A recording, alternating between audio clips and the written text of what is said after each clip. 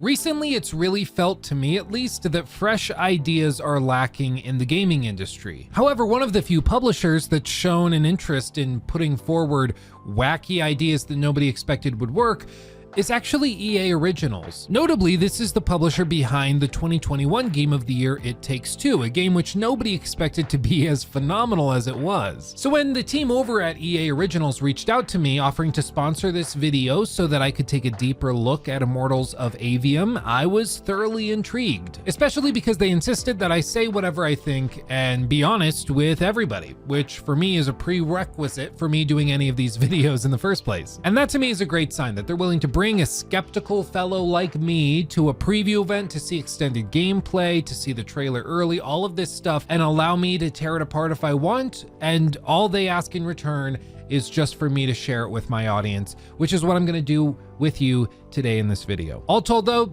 I'm pretty impressed. There's a lot of interesting stuff going on with this game, and there was a lot of stuff shown and discussed behind closed doors that makes me think this could have some serious potential. The first reason I got really excited is because this is actually the same studio founded by Brett Robbins. Years ago, I remember seeing this article back in February of 2019, where former Sledgehammer senior creative director launches Ascendant Studios, and then they went away and nobody really heard anything until very, very recently, but it's because they were working on Immortals of Aveum. And this is Brett Robbins back in the day. He was actually the creative director for the original Dead Space, not a producer, not an executive producer.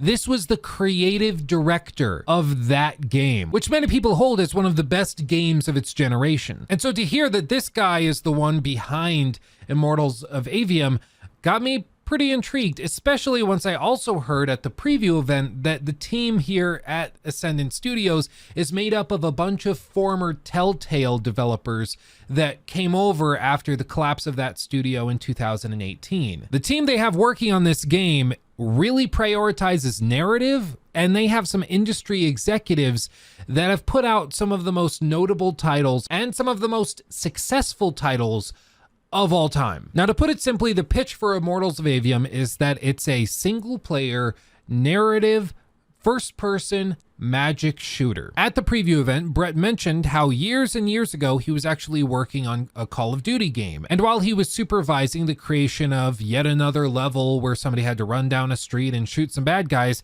he started to question whether they could swap out certain elements of this, like having the tanks be giant monsters or the helicopters swapped out with dragons, and if you swapped out the guns for magic spells. Pretty quickly, he said that he had this idea, this vision of what a first-person magic shooter on modern hardware and tech could actually look like. And he couldn't shake it from his mind because it was actually a pretty cool idea. But as you can imagine, the executives over at Activision probably were not too thrilled at the idea of doing a Call of Duty expansion themed around magic. So they passed, and he just had to sit on this idea for years and years until he finally had the opportunity to found his own studio in Ascendant Studios, building his own team and starting to put this game together. The whole game is centered around combat, tied to three basic kinds of magic: blue, red, and green, or force, chaos, and life. Each of these types of magic have different core uses, such as the blue or force magic being used for long-range attacks, red being used for high damage but close-range attacks similar to a shotgun, and the green magic or life magic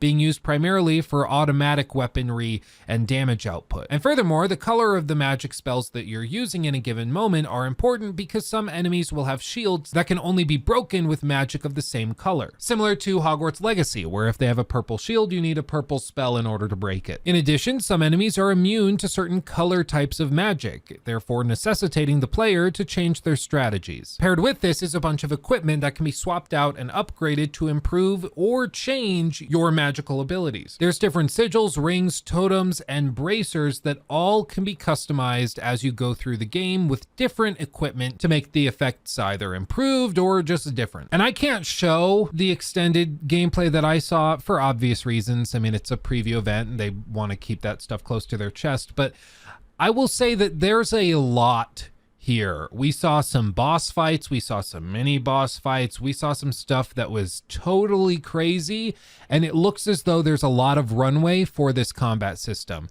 in a very good way. Already, it looks pretty complex just in the trailer that you've been looking at footage from this whole video, but let me just tell you, there's a lot here. One thing you've also probably noticed is just how good the game seems to look. In fact, when they announced this game back at the Game Awards 2022, I remember seeing the trailer and being like, okay, well, it looks like a pre-rendered trailer. Okay, good job. That must have been hard.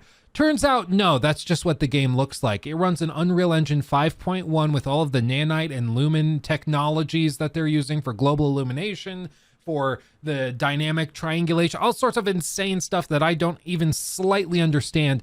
But what I do know is that the game looks outrageously good. If you've been looking at this gameplay footage thinking to yourself, it looks too good to be true, I hate to be the bearer of good news, but it looks like that. That's what the game actually appears like. So I don't know what to tell you.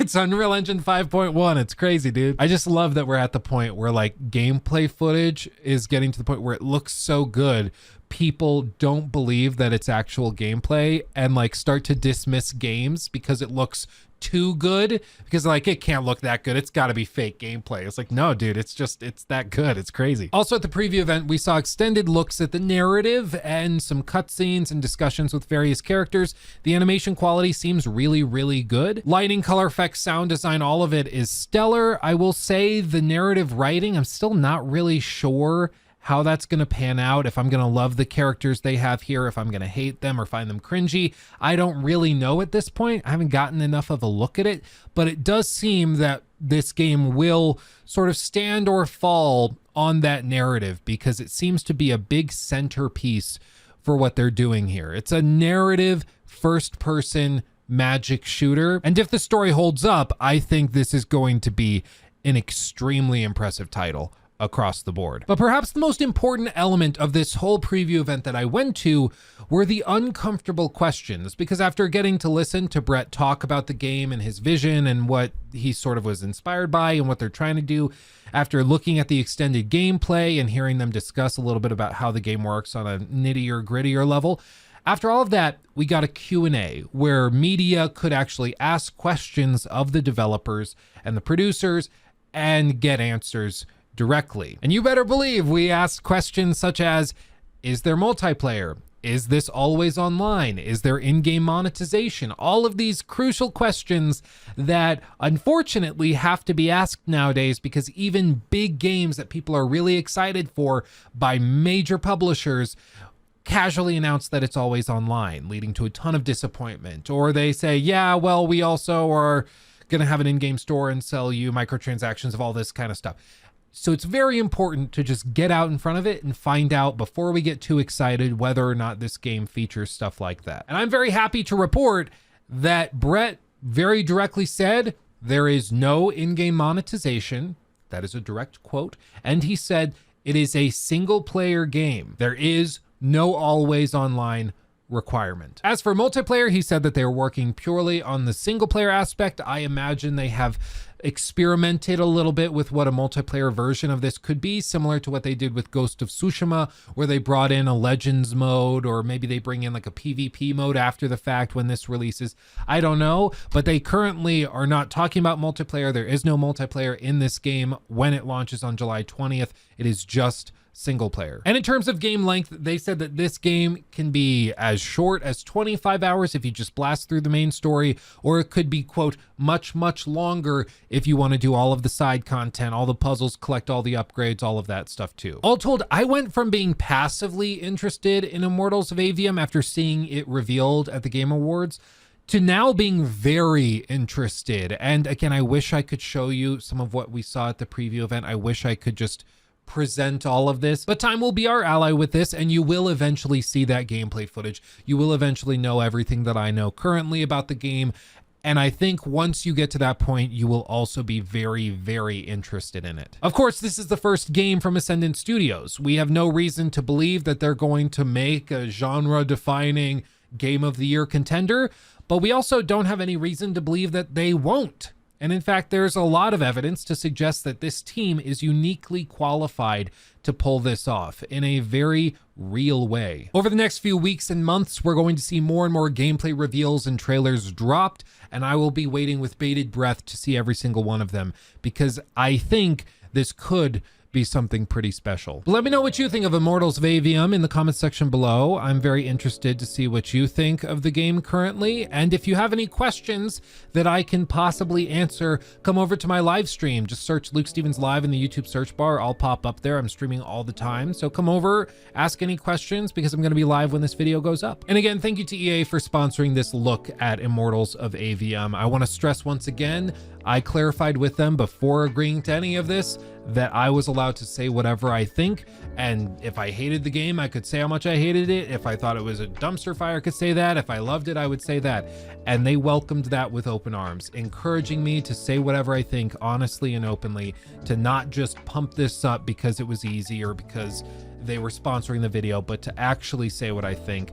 And that to me is a tremendous sign of confidence in their product. And I think they've got something that could very well be a winner here. But that's going to do it for me. Thank you for watching. I love you all. I'll see you in the next one. Hugs and kisses. Bye-bye.